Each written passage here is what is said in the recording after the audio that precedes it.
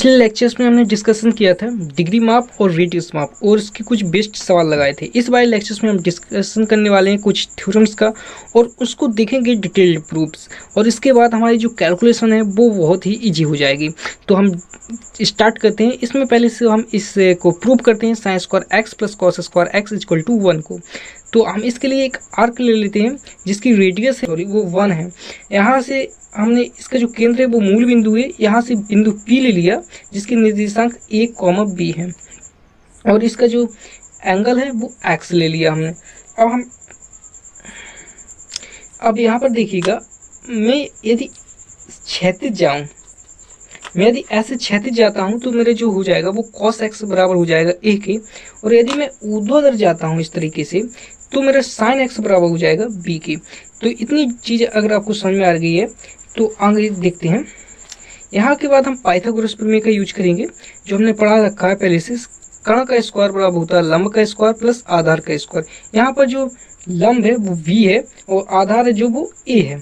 तो देखिएगा, लंब का स्क्वायर यानी कि b का स्क्वायर और आधार का स्क्वायर यानी कि a का स्क्वायर। तो कर्ण हमारा कितना है, वो रेडियस है हमारी 1, तो 1 पुट कर देंगे। लंब यानी कि b, और b हमारा आया था x साइन x के इक्वल तो साइन स्क्वायर x कर देंगे, और a आया था cos x के इक्वल तो cos स्क्वायर x कर देंगे। इस तरीके से प्रूफ हो जाएगा। अब जो ये चीज़ हमने प्रूफ की है इसका यूज बहुत ज़्यादा इंपॉर्टेंट है। यहाँ पर देखिएगा, पहले डिटेल्स में समझते हैं एक बार। यहाँ से जैसे कि मेरे यहाँ पर हमने ले लिया कि जो मेरा cos x है वो 1 के इक्वल होगा यहाँ पर। अब यदि मैं यहाँ से एक पूरा राउंड लगाऊं और फिर यहाँ पर आऊँ तो मेरा राउंड हमने कल बताया कि 2 पाई का होता है। तो ये 2 पाई में आ गया, फिर cos की वैल्यू क्या रहेगी, 1 ही रहेगी, यानी कि उसकी वैल्यू में चेंजेस नहीं आ रहा है। यदि फिर से मैं एक राउंड लगा दूँ तब भी 4 पाई राउंड हो गया मेरा, पर cos की वैल्यू तो क्या है, वही रहेगी। ठीक इसी तरीके से यदि यहाँ पर साइन की वैल्यू 0 है और मैं राउंड लगा दूं 2 पाई का तब भी साइन की वैल्यू 0 ही रहेगी, फिर अगेन एक राउंड लगा दूं तब भी साइन की वैल्यू 0 ही रहेगी। तो हम यहाँ पर लिख सकते हैं कि साइन 2n पाई, जहाँ n क्या है, n हमारी एक इंटीजर है, मतलब संख्या है राउंड लगाने की, आप कितने राउंड लगा रहे हैं, और उस x बराबर साइन x यानी कि वही वैल्यू रहेगी। इसी तरीके से cos 2n pi plus x बराबर cos x यानी कि वैल्यू में कोई चेंजेस नहीं आएगा, जहाँ n हमारा पूर्णांक है। मैं यदि एक चीज और यहाँ पर आप देख लीजिएगा, यदि आप यहाँ से यहाँ तक राउंड लगाते हैं तो वैल्यू में चेंजिंग आ जाएगी। जैसे कि यहाँ पर साइन की वैल्यू 0 है, पर यहाँ पर साइन की वैल्यू जो वो 1 है। यहाँ पर देखिएगा साइन की वैल्यू 0 है पर यहाँ पर साइन की वैल्यू 1 है। शायद मुझे लग रहा है आप मेरी बात को समझ पा रहे होंगे, क्योंकि क्लास आपने 9th में और 10th में भी ट्रिग्नोमेट्रिक्स फंक्शन पढ़ा है, इस वजह से मैं आपको समझा रहा हूँ।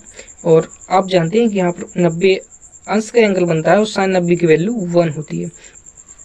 ठीक है, तो यहाँ पर 1 हो जाएगी। पर यदि मैं यहाँ से यहाँ आता हूँ तो फिर क्या होती है, वही वैल्यू आ रही है। यहाँ पर साइन की वैल्यू 0 है पर यहाँ मतलब 180 है, पाई की वैल्यू करूँ, पाई साइन पाई की वैल्यू 0। तो यहाँ पर वैल्यू साइन की सेम है, और यहाँ से फिर वहाँ पर आ जाता हूँ तो साइन की वैल्यू वही है, मतलब फिक्स्ड है। पर यहाँ चलता हूँ तो चेंज हो रही है। तो इसका मतलब यदि मैं पाई राउंड भी चलता हूँ, मतलब मैं पाई चलता हूँ फिर पाई चलता हूँ, चाहे कितने ही पाई राउंड लगा दूँ साइन की वैल्यू चेंज नहीं होने वाली। तो हम एक चीज़ और यहाँ से क्लियर कर लेते हैं कि साइन x बराबर 0 हो और x बराबर 0 से मैं चलूँ, या मतलब बिल्कुल भी ना चलूँ, या पाई चलूँ, या 2 पाई चलूँ, या 3 पाई चलूँ, कितने भी पाई चलूँ, साइन की वैल्यू हमेशा 0 ही रहेगी, यानी कि फिक्स्ड रहेगी। एक निश्चित अंतराल पर चलूँगा तो यह कह सकता हूँ x बराबर n पाई चलने पर मेरी जो साइन की वैल्यू वो फिक्स रहेगी। अब यहाँ से आप देखिएगा cos के लिए, देखिए पाई बाई 2 पर cos की वैल्यू 0 हो जाएगी। फिर यहाँ से अगर मैं यहाँ चलूँ, यानी कि 3 पाई बाई 2 चलूँ, 3 पाई बाई 2 चलूँ तो क्या हो जाएगा, cos की वैल्यू 0 हो जाएगी। तो फिर यहाँ से अगर मैं यहाँ पर चलूँ यानी कि 5 पाई बाई 2 चलूँ तो cos की वैल्यू क्या हो जाएगी, 0। इसका मतलब ये हुआ कि अगर मैं क्या करूँ कि पाई बाई 2 चलूँ, क्या चलूँ, पाई बाई 2, कितने पाई बाई 2, मतलब पाई बाई 2 चलूँ, और इसके साथ में जैसे कि पहली पाई बाई 2 पर वैल्यू 0 है, फिर 3 पाई बाई 2 पर वैल्यू 0 है, फिर 5π/2 पर वैल्यू है, यानी कि 3π/2 फिर 5π/2, यानी कि अब यहाँ से आप देखिएगा जो नंबर्स हैं वो कैसे हैं, वो विषम नंबर आ रहे हैं, यानी कि या मैं ऐसा कह सकता हूँ 2n+1 और π/2 ऐसा कह सकता हूँ मैं। अगर मैं इतना चलता हूँ तो कॉस की वैल्यू वही रहेगी, यानी कि 0 ही कॉस की वैल्यू रहेगी। तो देख लेते हैं इस चीज को भी आगे। यहाँ पर देखिएगा यदि π/2, 3π/2, 5π/2 चलूँ तो कॉस की वैल्यू 0 ही रहेगी, और इसी को हम डिटेल में लिख सकते हैं कि 2n+1 π/2। ठीक, और इसके साथ ही आगे हम एक चीज और डिस्कशन करते हैं, कुछ अंतरकोमेट्रिक फंक्शन भी देख लेते हैं यहाँ पर, जैसे कि cos x है, जैसे cosec x को हम देख लेते हैं एक बार। cosec x उसने दिया है कि 1/sin x होता है, पर हम जानते हैं sin x से जो वो n पाई के पूर्ण गुणज पर उसकी वैल्यू क्या है, फिक्स्ड है, मतलब 0 ही फिक्स्ड है। अगर हम ऐसा इसके लिए सोचें तो इसकी sin n पाई की वैल्यू कितनी हो जाएगी, 0। तो फिर अगर इसकी वैल्यू 0 होती है तो फिर cosec x की वैल्यू कितनी हो जाएगी, cosec x की वैल्यू हो जाएगी हमारी इनफाइनाइट। इसका मतलब हम कह सकते हैं cosec x के लिए अगर आप चेक करना चाहें x बराबर n पाई को, तो वो इक्वल नहीं होंगे, तो ऐसे ही सभी वैल्यूज के लिए है आप चेक कर सकते हैं। ठीक है, जैसे कि आप sec के लिए भी उठा के देख लीजिए, जैसे कि cos x के लिए 2n+1 और π/2 की वैल्यू क्या है, 0 है, π/2 की वैल्यू 0 है, पर sec x क्या होता है हमारा, 1/cos x होता है। अब cos x की वैल्यू 0 है, यहाँ पर 0 अगर पुट कर दूं तो 1/0 इक्वल टू क्या हो जाएगा, इनफाइनाइट, जो कि sec x के लिए 0 होना चाहिए। जब cos x 0 है तो 0 होना चाहिए, जो कि अलग एक नंबर दे रहा है, तो इसको कह सकते हैं x not equal to n pi, sorry n pi नहीं, यहाँ पर 2n+1 इंटू π/2, इस तरीके से हम कह सकते हैं। इसी के साथ ही यहाँ पर कुछ वैल्यू और देख लेते हैं, जैसे कि cos 0 की वैल्यु होती है 1, यहाँ पर देख लीजिए cos 0 की वैल्यू क्या हो जाएगी, यहाँ पर 1 हो जाएगी। पर जैसे ही हम cos 0 से cos π/2 चलेंगे, cos π/2 की वैल्यू हो जाएगी 0। फिर यहाँ पर हम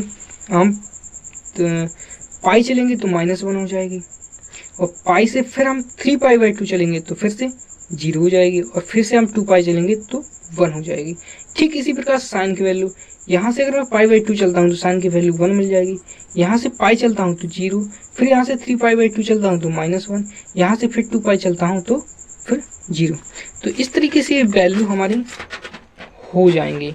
और अभी हमने एक प्रूव किया था sin square x plus cos square x equal to 1, तो उसी तरीके से एक और दूसरा समीकरण है जो हमें याद रखनी है, जो कि आगे बहुत ही यूज होगी।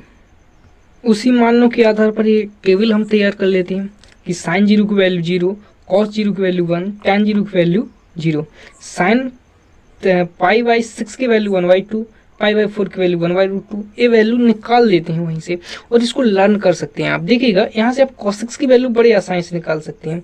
cosec के लिए आपको कुछ नहीं करना, यहाँ पर cosec क्या होता है अपना, cosec होता है 1/sin, तो sin की वैल्यू क्या है 1/2, तो 1/1/2 पुट कर दीजिए, 2 पर जाएगा, तो cosec की वैल्यू क्या निकल के आ जाएगी 2।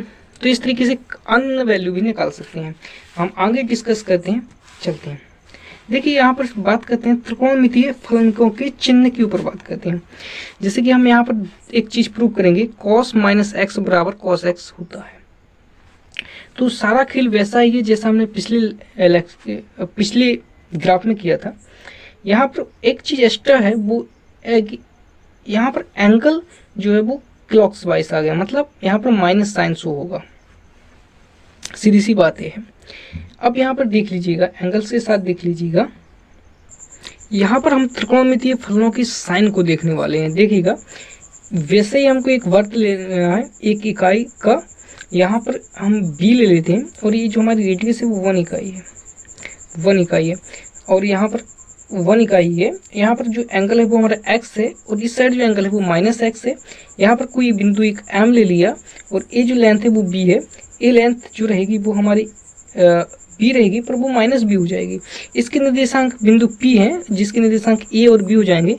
यहाँ पर बिंदु Q ले लेते हैं जिसके निर्देशांक A और माइनस B हो जाएंगे।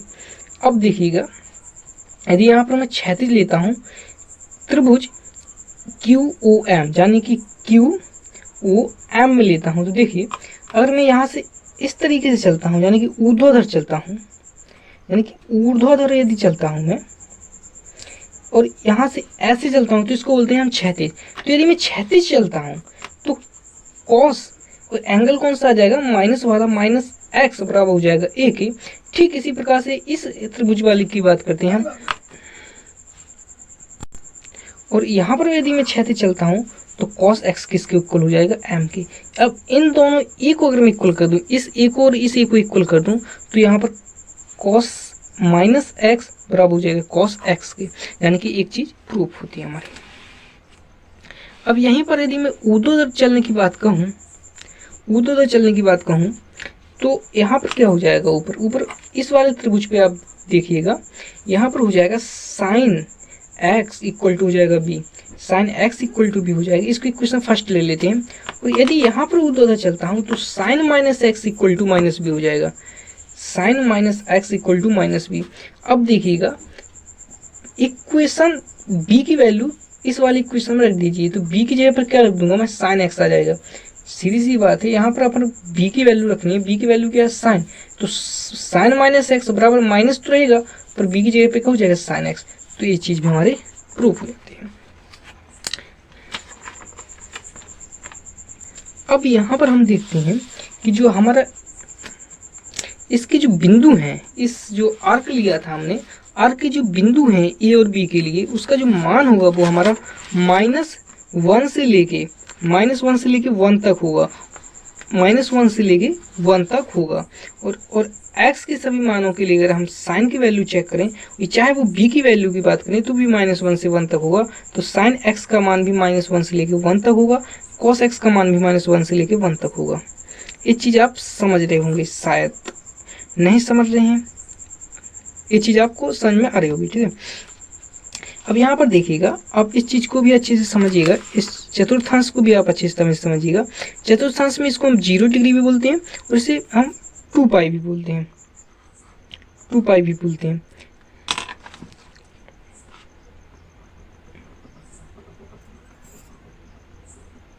बोलते हैं। और इसको हम π/2 बोलते हैं। ये पाई होता है हमारा 3 π/2 होता है। अब देखिएगा यहाँ पर, यहाँ से यहाँ जो मेरा एंगल है वो x है, वो x रहा मेरा एंगल।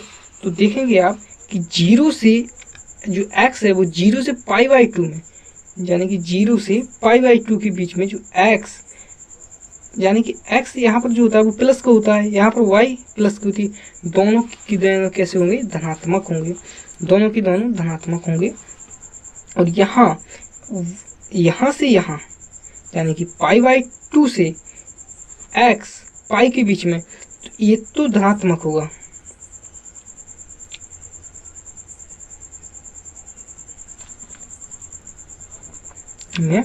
ये ऋणात्मक होगा और बी धनात्मक होगा।